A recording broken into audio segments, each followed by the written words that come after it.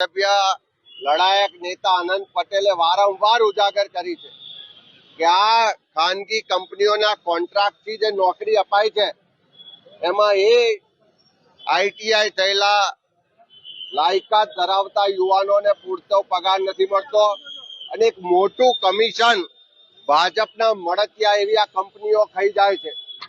એના બદલે આ યુવાનોની જે લડત છે કે એમણે અભ્યાસ કર્યો છે, પૂરતી લાયકાત ધરાવે છે, એમણે પરીક્ષા પાસ કરી છે, તો જે પણ ખાલી પદો છે એના પર આ યુવાનોની કાયમી ભરતી થવી જોઈએ.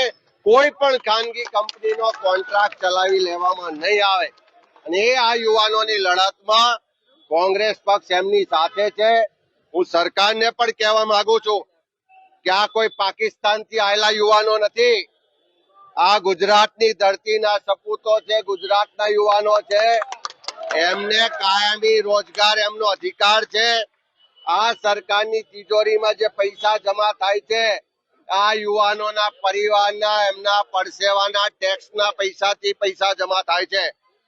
એમાંથી કોઈ કંપનીઓને ફાયદો કરાવવા માટે નહીં, પણ આ યુવાનોના ભવિષ્ય માટે કાયમી રોજગાર આપવાની જવાબદારી સરકારની છે.